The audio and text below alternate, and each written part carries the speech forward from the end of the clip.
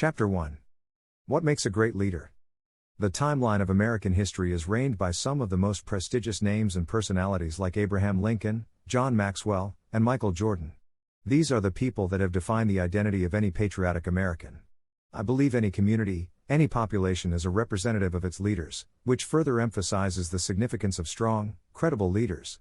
This eventually boils down to a meaningful discussion. What makes a great leader, where we categorize personalities like Abraham Lincoln, John Maxwell, etc. When we talk about Abraham Lincoln, the first thought that pops up is his endeavors to end slavery and modernize the U.S. Constitution. But if we were to go way back, we would find a boy who had 18 months of official education and had honed himself to master woodcutting to make fences. He faced his mother's death and faced losses from the business. Even when he started campaigning, he was an unknown figure. His lack of influential contacts, money, and status disadvantaged him. If we recall, he is known as one of the most professional lawyers in his field. Abraham Lincoln did not see his lack of education as a shortcoming but had room to learn more. He may have detracted from his original path, but he never once lost sight of his destination. It was not an overnight expedition from being a captain in the Black Hawk War to representing the Whig Party. From there, his struggle to stop slavery began. He has been reportedly strongly vocal about his opinions against slavery and made his stand quite clear despite the threat of severe opposition. Even in the Civil War, he stood firm and had repeated threats to his life and career. But he did not rest until he ensured that the Emancipation Proclamation was approved and passed on September 22, 1862, which marks an important date on the American calendar. While some leaders like Abraham Lincoln have fought with their actions, great leaders like Benjamin Franklin have left an impact with his words. He has written and encouraged innumerable philosophical and creative write-ups. His philanthropic nature, however, was not limited to books.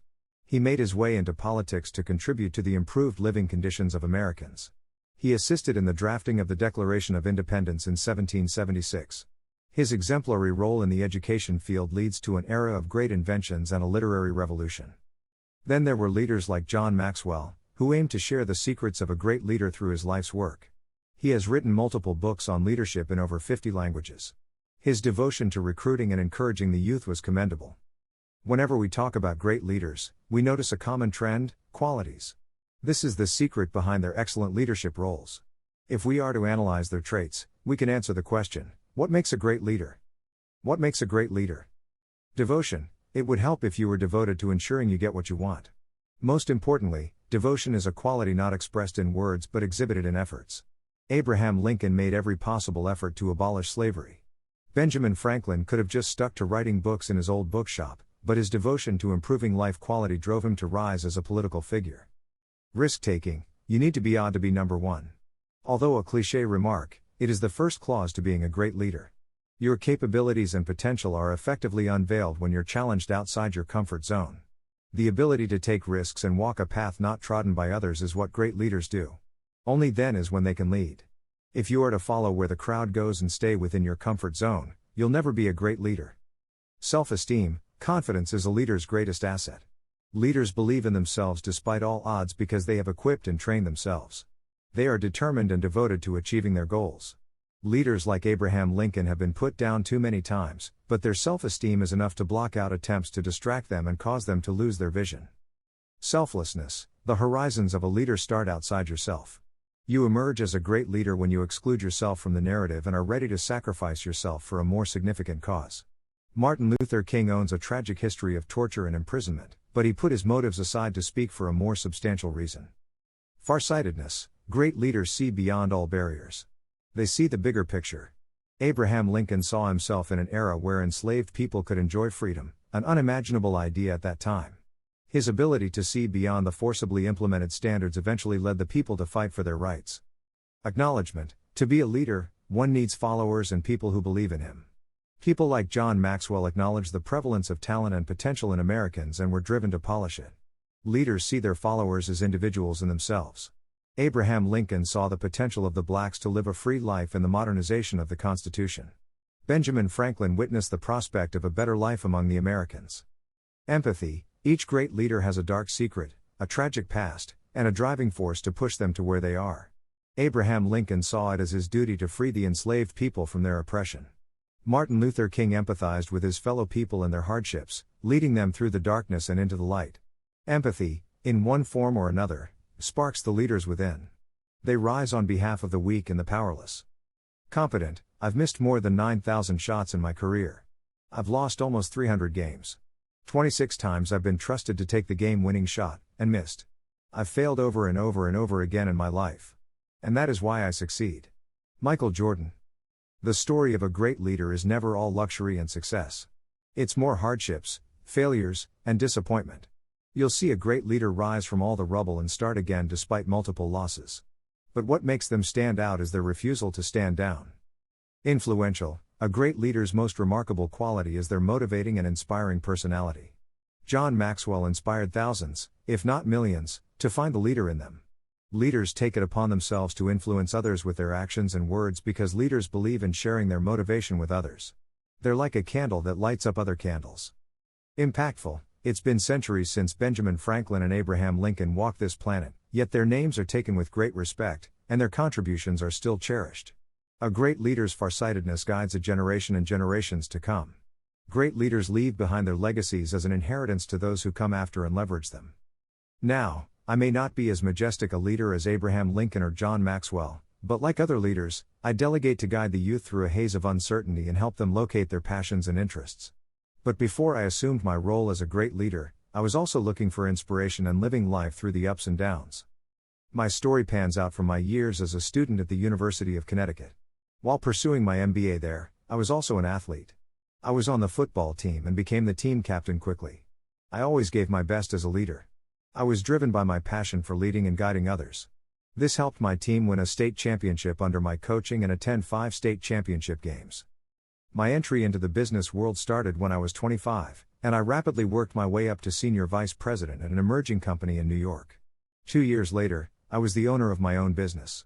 I witnessed my business prosper at 2,000% growth rate and become an incorporated 5,000 fastest growing company.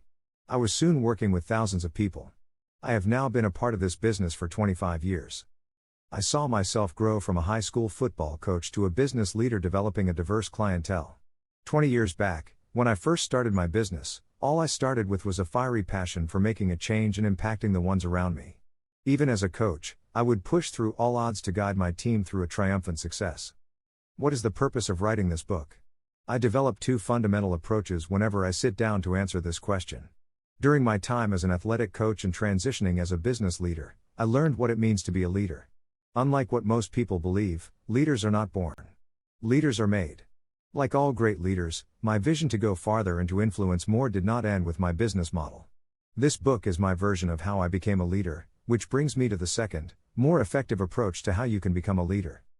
My journey to becoming a leader was greatly influenced by other great leaders like Nick Saban, Tom Brady, Bill Belichick, and our leaders of American history. I will expound upon the numerous qualities, ethics, and versions I experienced. In summary, what I've learned from each personality is the characteristic traits that all possess. An overview of what I've learned from each personality is the characteristics that all possess. What I learned. Inspiration can come from anywhere. The leader in me woke when I stopped differentiating between my sources of inspiration and opened up to learning in all forms. As a football team leader, I never viewed my peers as my subordinates but as fellow members with whom I coordinated to learn more about the situation with a holistic view. Today I am a business coach. I come across people from various backgrounds and would learn something new about each other daily. You never stop being a leader. Being a leader is not a job. Being a leader is a lifestyle. I am not a leader only within the confines of my office. I am the same wherever I go.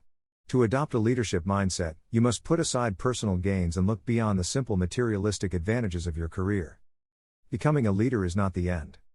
The day I assumed my role as a leader responsible for guiding and counseling others was when my real journey started. Becoming a leader is not a destination, like buying a big house or a luxurious car. It is the construction and development of a new mindset that you aim to cultivate in others to revolutionize and transform redundant beliefs. Realize your potential and capitalize on it. A leader can see through the layers of uncertainty to pick out talent. Being a leader taught me how to evaluate and judge a person to realize his potential. I came across people that held the potential to change their course of life but were often inept at capitalizing on it. That's where I saw my leadership qualities take form. Learn to view things from a third-person perspective. When I dealt with thousands of people from such contrasting backgrounds and life stories, I developed a sense of empathy.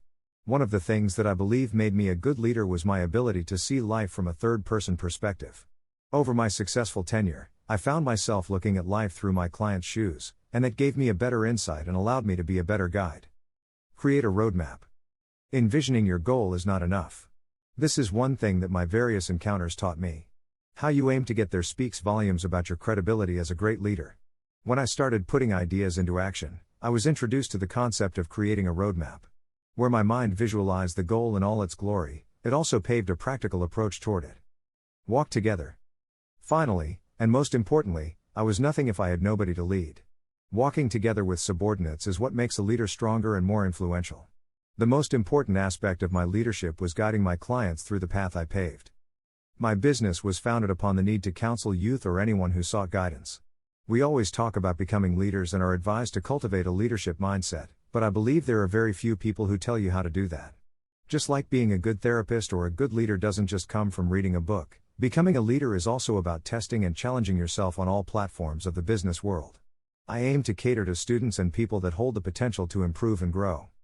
My business has been counseling and guiding thousands over the years to help them create a roadmap.